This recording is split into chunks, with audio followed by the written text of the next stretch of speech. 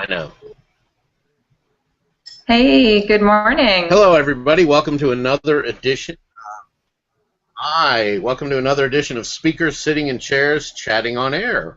I'm Jeff Klein, and I'm thrilled to be here with my good friend Tonja Waring. Hi, Tonja. Hi, how are you, Jeff? I just had a funny thought about what are you famous for? I had a Howard Stern flashback. Oh, that's funny. That's great. But yeah, well, I've been asking people on the podcast, how do we know each other? How long have we known each other? And then just now I had this stuttering John moment. What are you famous for? When he used to make celebrities mad. Howard would send him buzz, and he would make them mad because he would ask, like Tom Cruise, what are you famous for? Oh. They need to get a funny bone. And it was hilarious. Yeah. It was hilarious. Anyway, so Tonja is a feng shui practitioner, right? Yes. Is that the right terminology? Typically, I call it feng shui. Feng, okay. Sorry. That's okay. It's an E, but a lot of people want to know how to say feng shui, right? Yeah, absolutely. That's not a breed of dog. No, it's actually Chinese. It's Chinese for wind and water, and so it's all about. I did not know the definition. Yes. I was actually talking to somebody about that the other day. They're like, I don't know what it is, but so they did it at our office, and things are better. Yes, that's usually what happens. And my explanation was that it has to do with energy. So I'm glad to know I was correct there, even though I was saying it wrong. Yeah, you were correct. It is all about energy. Now, how did you discover feng shui in your life?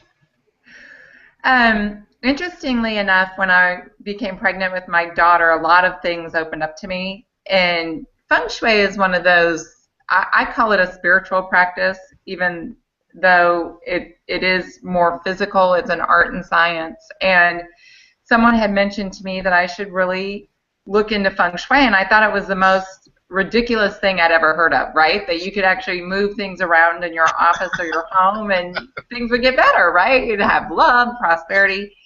And here it was at a bookstore, just flipping through books, nothing to do, 8 months pregnant. And I walk right over to this section, and it's feng shui. And I open up the books, and it's like I knew everything that was in those books innately. I just already understood how that worked and how important that was. And at that time, this was 16 years ago, there weren't even that many people who knew about it. So there were about 13 books on the bookshelf. And I bought 12 of them and went home and started reading, and then took a 2-year apprenticeship. And I just love it. It really is a part of my life from the ground up. Well, and that's how you've come to what you're doing now. Is a lot of it is because of that, right? Absolutely. And also I did something called landmark education, which opened up this realm of possibility in how I started to look at things. And that was the opening for doing feng shui. And in feng shui, I learned that everything is energy. Intention is most important. Your space reflects your life. And use nature as your model. So it started to put me in the flow of things. And then in 2006, the movie The Secret came out, which was all about the law of attraction. And feng shui actually taught me a lot of the law of attraction before The Secret. And it was just really, it was great. When I became a certified law of attraction coach after that, it was how I could apply that and teach other people. Got it. Well, and I've done a landmark introduction that it didn't click with me, but Yes. I have lots of friends who are sorry. I have my whiteboard is propped up against my monitor, blocking some of the sunlight, so I don't look like this.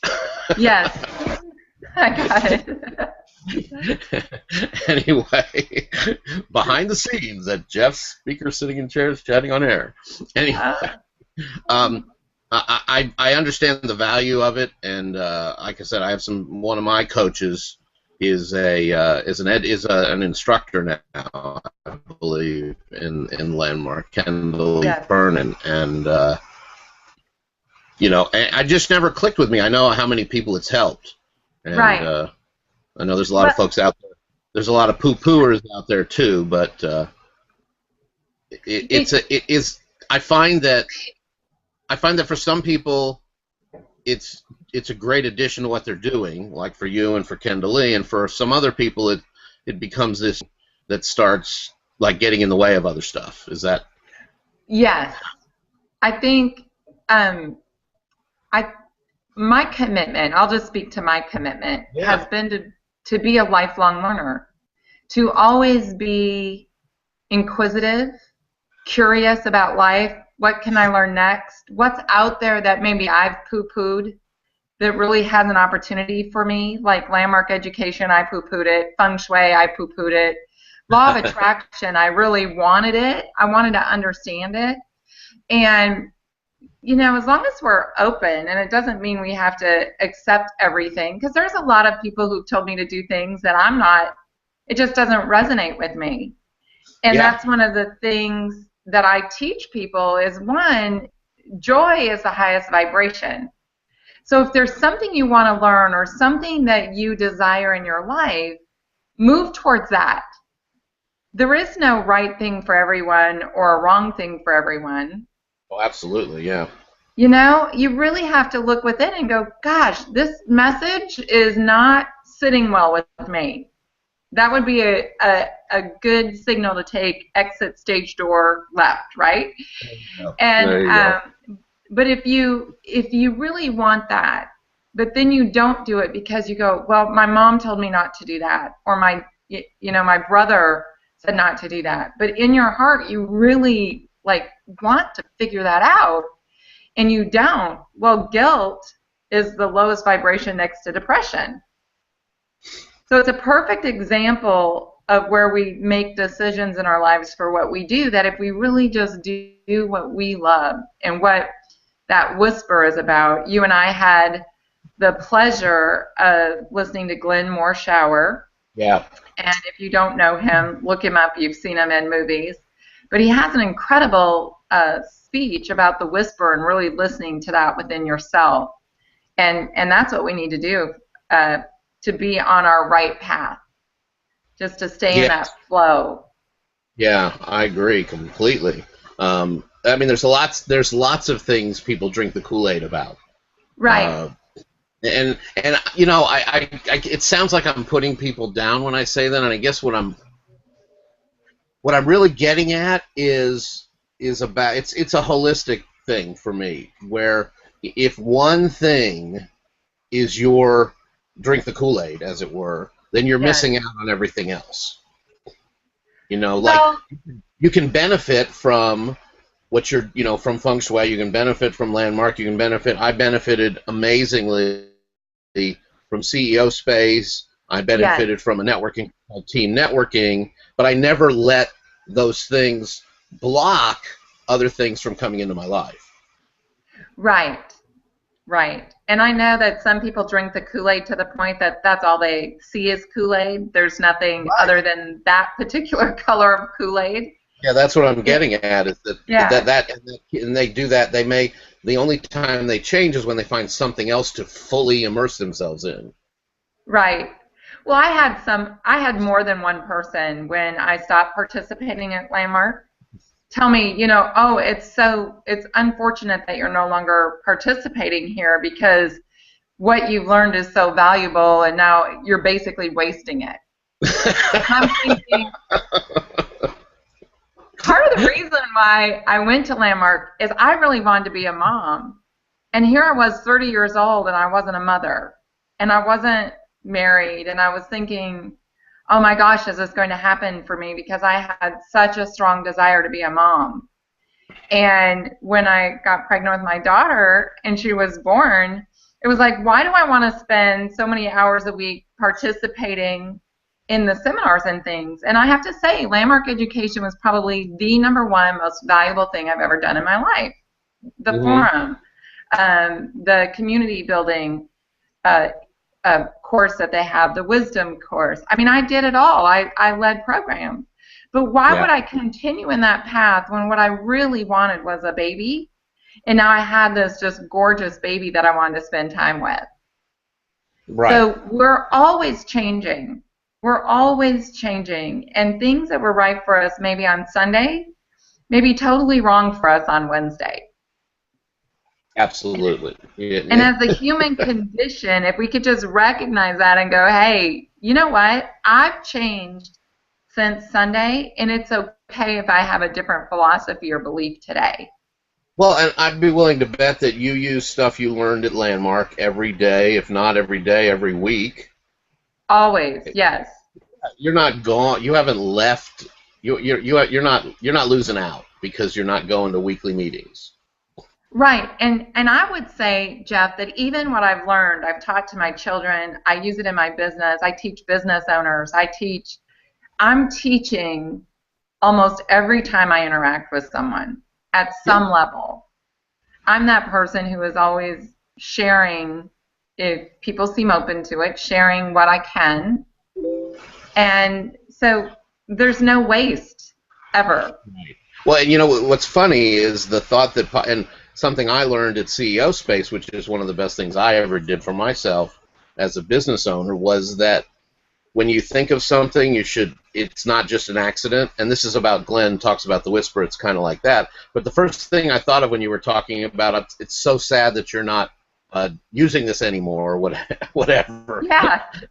was that in Judaism, like 80 or 90% of Jewish people I know had a bar mitzvah at 12 or 13, and that was the end of their Jewish education. Right. But that doesn't mean they stopped being Jewish. Right. Exactly. They didn't stop going to synagogue, even if they only go once or twice a year. They didn't stop going to synagogue, although a few did, but they didn't. So the fact that they're not actively getting education in a structured manner doesn't mean that they don't pick up a book and read. It doesn't mean that they, don't have conversations with people, or look at, read a website, or watch a video, and they haven't stopped being Jewish because they're not going every day or every week to something labeled as a synagogue. Right. And I don't know if that analogy is going to resonate with other people, but that's what I thought of when you said I'm so sorry you're not benefiting from this.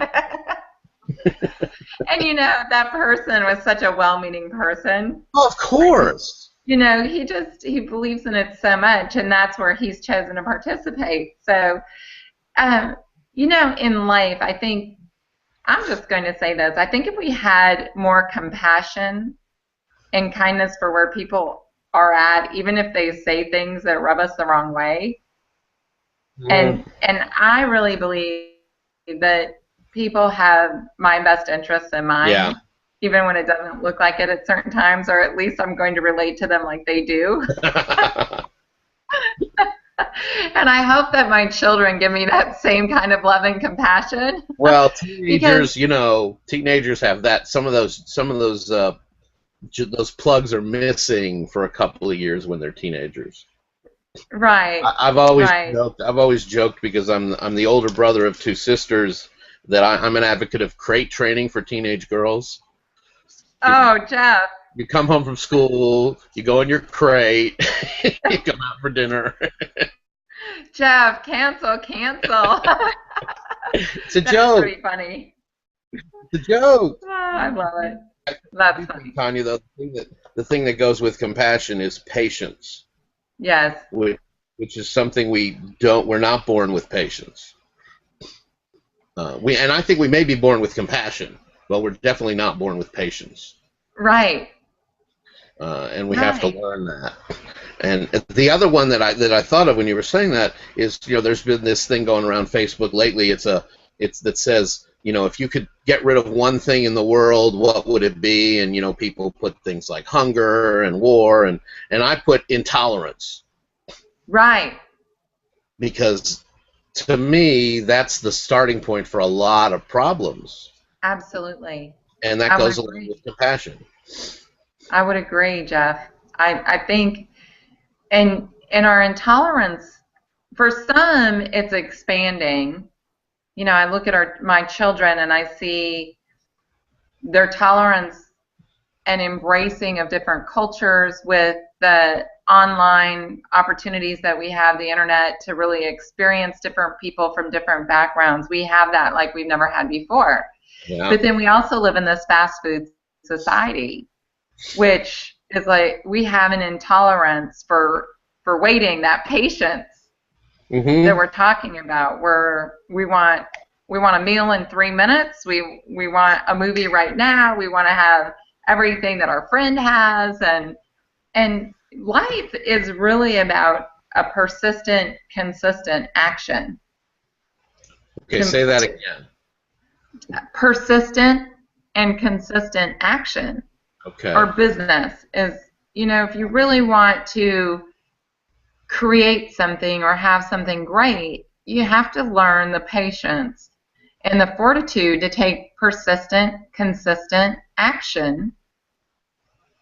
And if you have that sense of entitlement and you just want something right now, or you become intolerant that you don't have it, or intolerant of others, that is like the recipe for stress, upset, unhappiness, war. Well, and I feel like there are people who look for something to be intolerant about. Yes.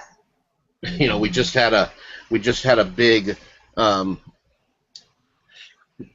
book banning issue here in Highland Park, Texas, which is an enclave. It's a suburb, but it's in the middle of Dallas. Yes. I'm sharing for people who may not know. And right before they were having a book event, some parents put something together and they banned 8 or 9 books, one of which was actually being taught currently. Like, they took the books away from some, I think, 8th graders or 9th graders that were in the middle of reading the book and studying it.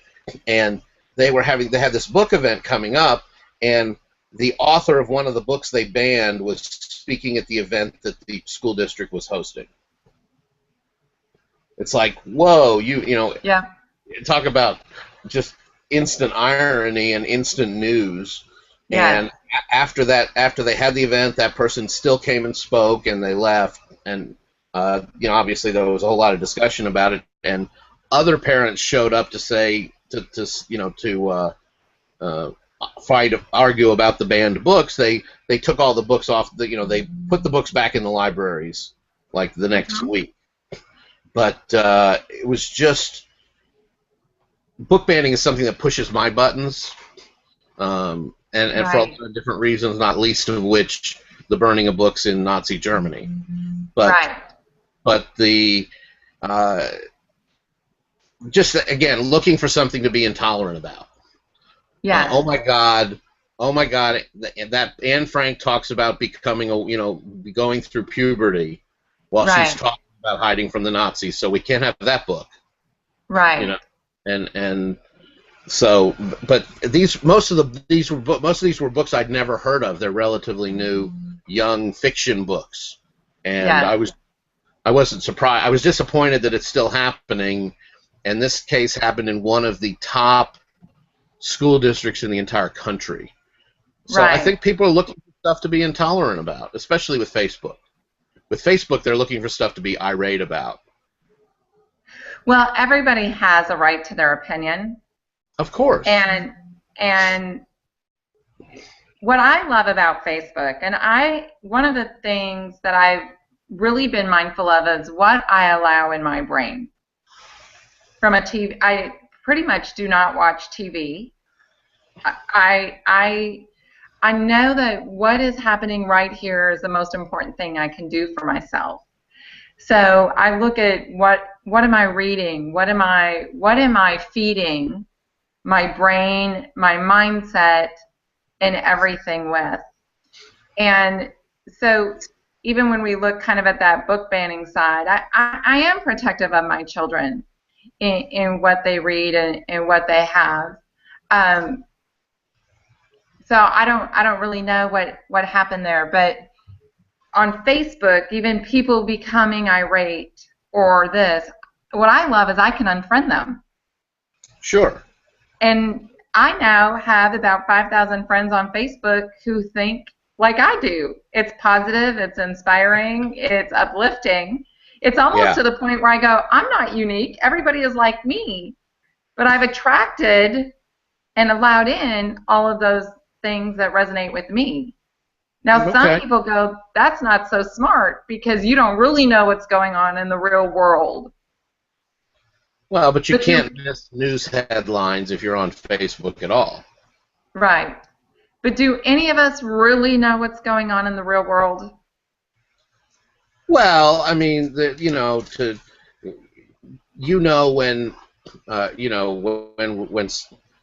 general, you know that there's an election coming up. Yes. All over the country, all that stuff. I mean,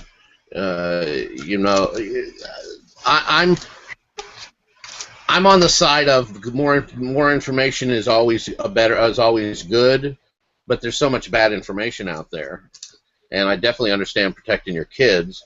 That's the whole thing about book banning. Nobody's stopping you from preventing your kids from reading certain books.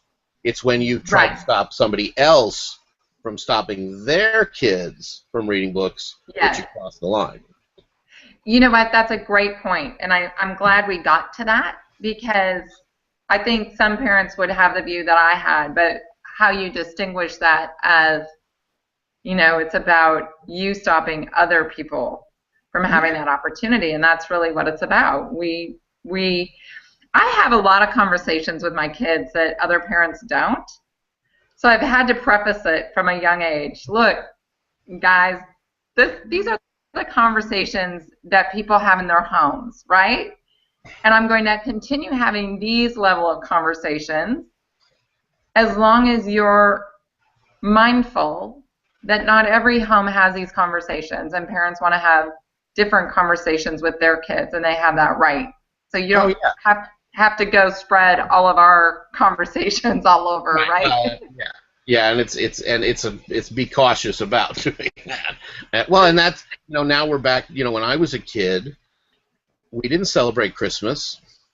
Right. So I never believed in Santa Claus. Right. But I was taught not to tell all my friends there's no such thing. Yes. It's just these are our beliefs, these are their beliefs, neither one is wrong. That's I wish more parents taught that. I remember taking my kid. I haven't really been to church in the last many years. I'm very faithful in my beliefs, but one year we had taken the kids to a Christmas service at Unity, and at the Christmas service they colored pictures of Buddha. And I thought, I loved it. I loved it, and I think we had a Hindu speaker that day. Mm-hmm. And I left that service with such a sense of warmth and community and tolerance, which to me is what it's all about anyway. It's kind of the golden rule of, are we going to honor each other and respect each other and love each other and appreciate?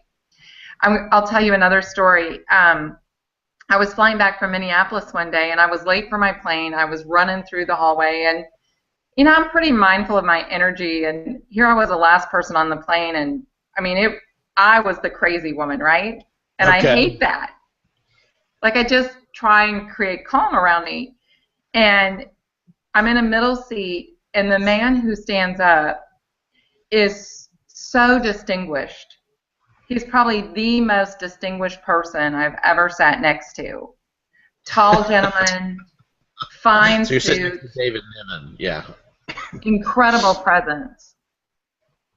And as we began to talk, and he was so kind, he was getting me a glass of water, and I thought, wow, here's this man who's just such a consummate gentleman. And as we're flying, he says, Tonja, I'm a bit sad today, and my friend would not want this of me, but I'm flying to Dallas to bury my best friend.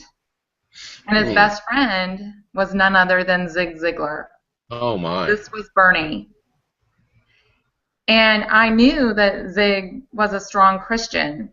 What I did not know is that his best friend was Jewish. And I thought, wow, how incredible.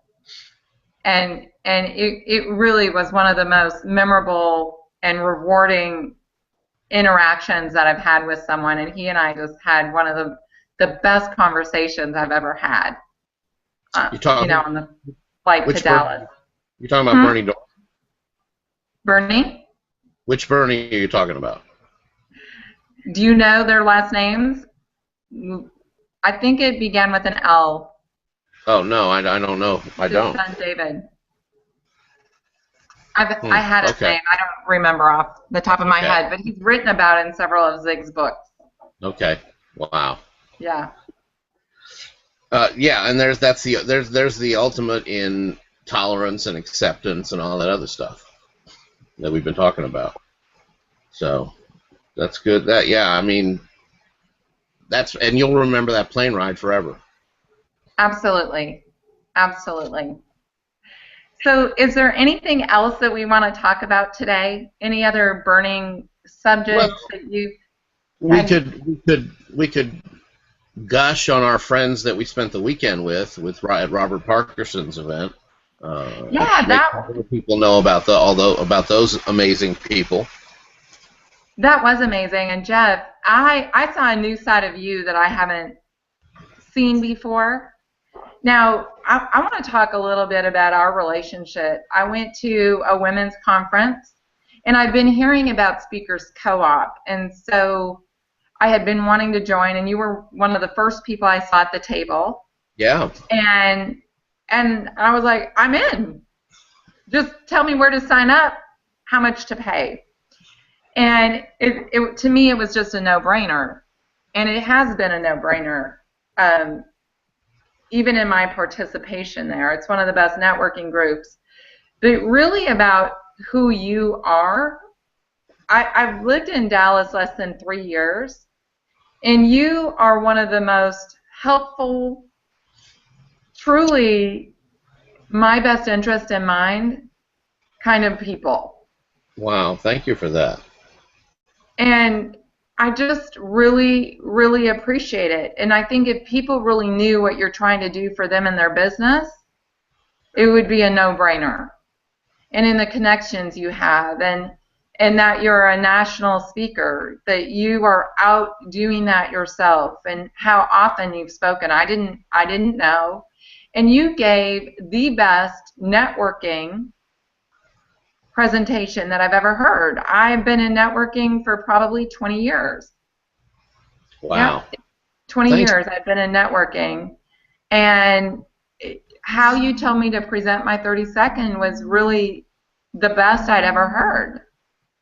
And I've never been great at getting business from networking meetings.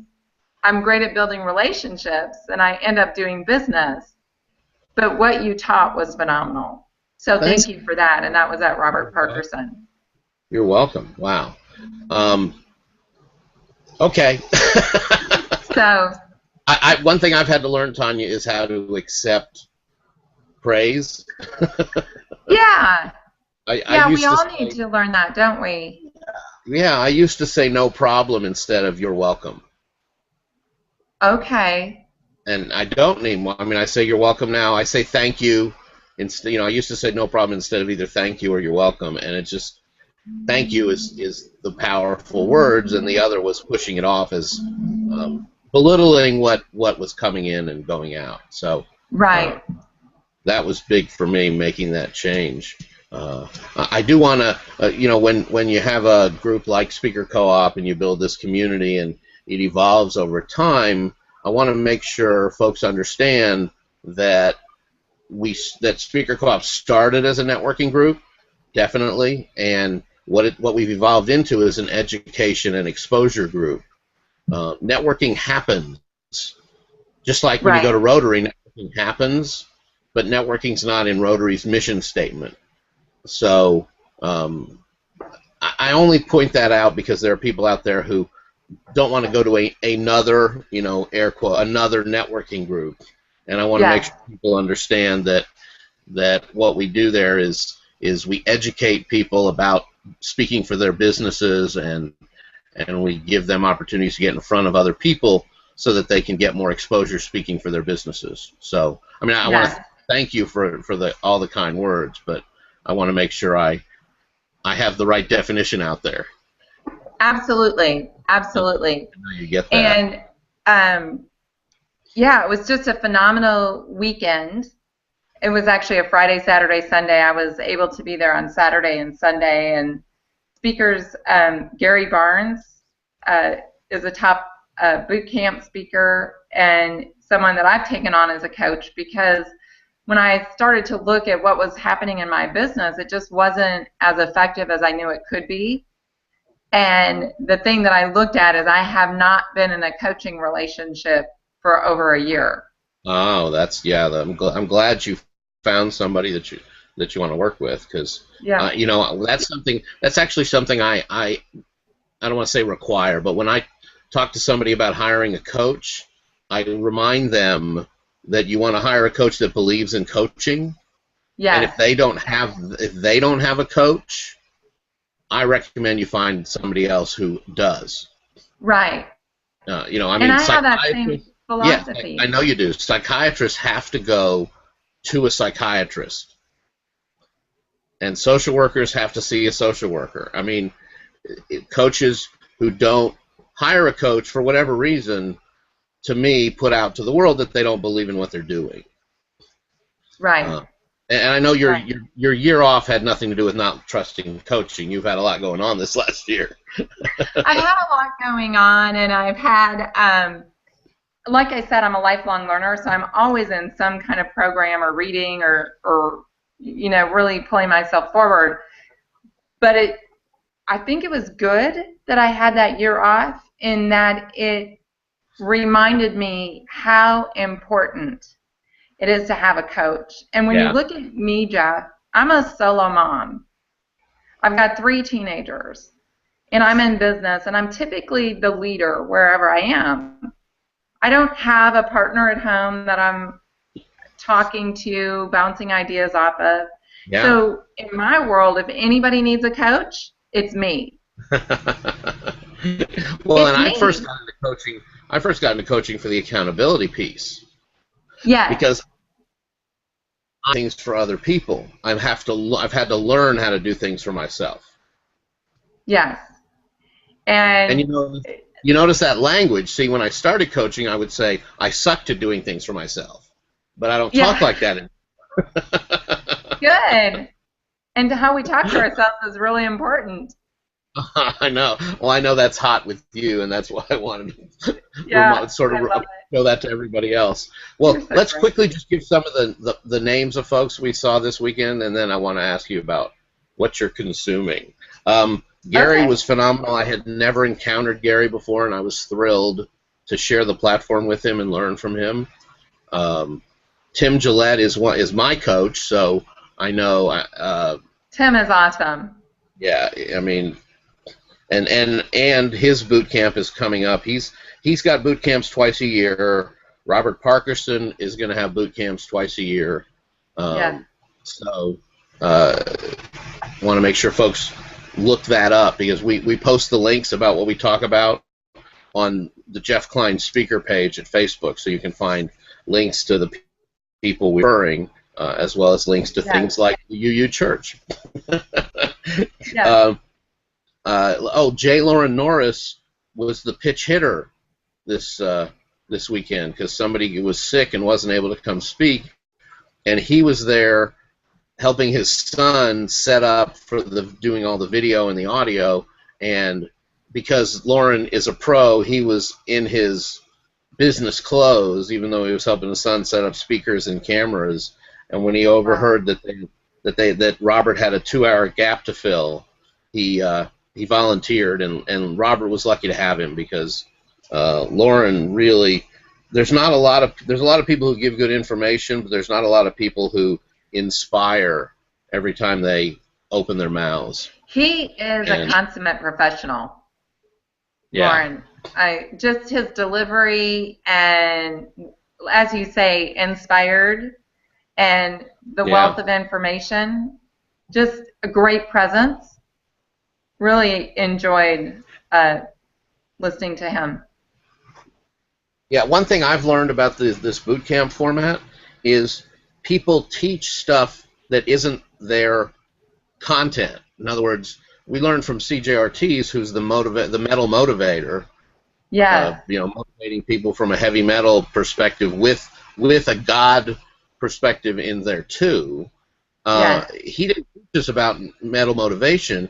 He taught us how he built 35,000 fans on Facebook. I know. And that was amazing. And I've already, it's all that's still rolling around in my head because it's just a couple of days since I learned it. But I've started making lists of what I need to do to start replicating some of the things he's done. Yes. I have a bunch of informational tweets about business networking and business speaking, but doing what he did where you put it on a picture, I mean, I've got the content already. I just have to either delegate it or find some time to put the pictures and the words together. I've studied some things in building that look and feel, and his is so compelling. And he talked about just keeping. What I love that he talked about was a human algorithm. And yes. Facebook is a self-contained internet, and nobody's leaving Facebook. We talk about it, but we're not going anywhere. Right. And so, like you say, he's brought in his God experience with this heavy metal look in short snippets, and you recognize him. He's great with his graphics. But another thought leader in Facebook had taught where you post your photo in the folder first, and then you post it on Facebook. It'll go to Facebook. And by putting it in a folder, that's how they're building the 300,000 likes and the 25,000 comments. Okay, so you put the image in your folder of that. In your photo folder. Okay. So that when they see a photo they like, they go to the next one and the next one, and so you're building that continuity. That's cool. Okay. And the other thing that CJ gave us a tip on, and we can share, is he started putting them in Instagram and posting them from there to Facebook, and started getting a double for his buck. Because Facebook owns Instagram. Right. Just like here we are, we want to be found on Google, so we're using Google Hangout as one of the reasons to use this tool instead of something else. So I have to share a funny on that, because this is my first Google Hangout.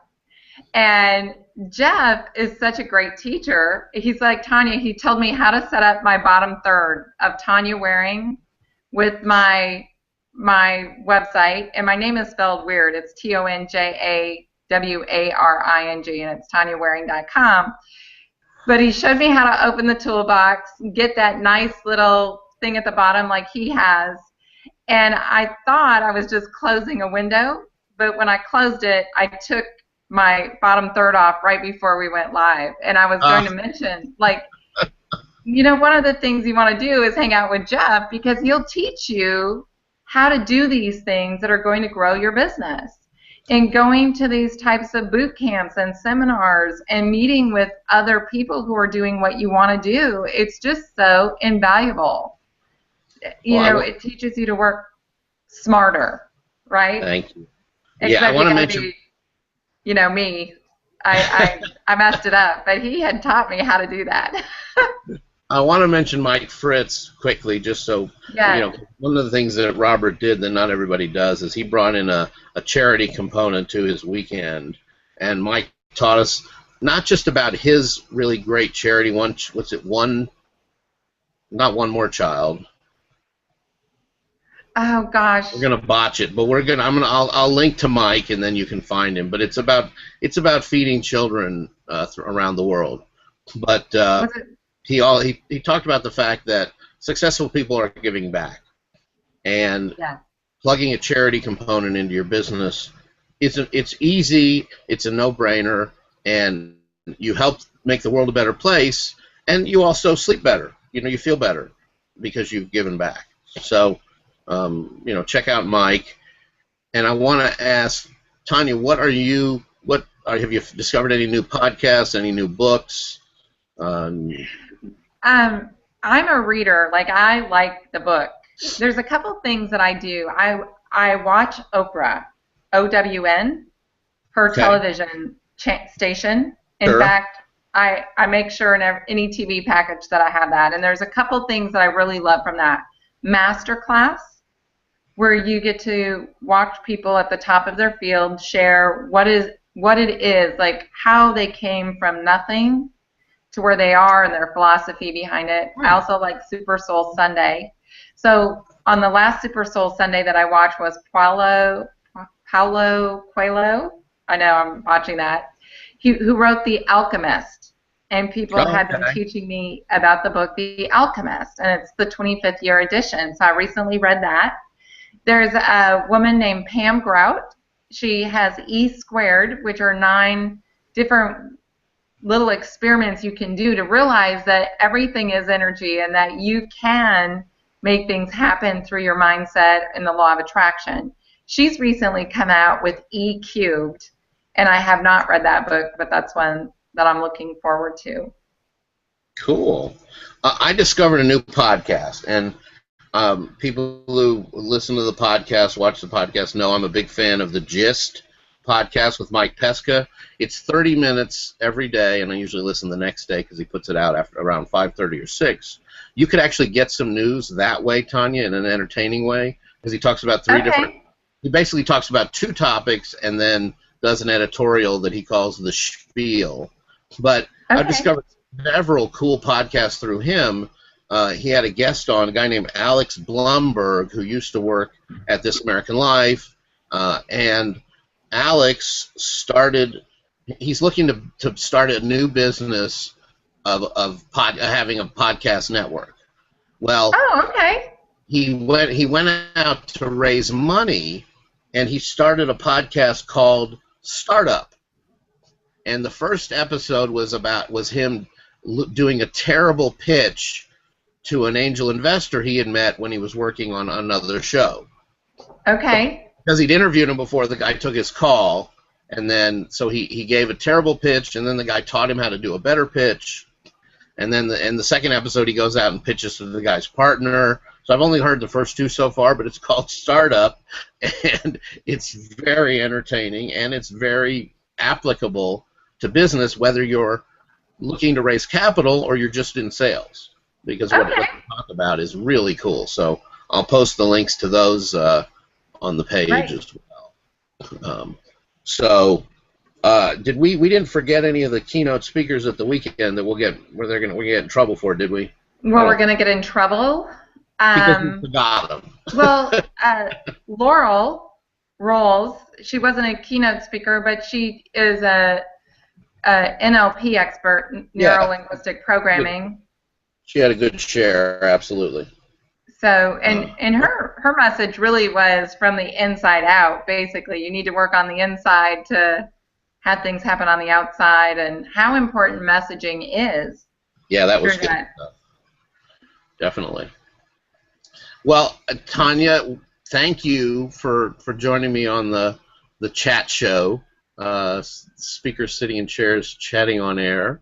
It's always you and I are doing some coaching for each other just all along the way, because we're now friends and we want to help each other. I'm thrilled that you're going to be working with Gary. I'm going to start working with Robert. I've got I'll go from 2 coaches to 3, plus all people in my life like you that offer wonderful insight for things that I miss. It's just so important. I mean, hire a coach if you don't have one. It will improve your business. It'll improve your life. So yeah, there you go. Thank you, Tonja Waring. Hey, thank you. Thank you so much, Jeff. Always a pleasure. TonjaWaring.com, and We'll see you next time on Speakers Sitting in Chairs, Chatting on Air. All right. Take care.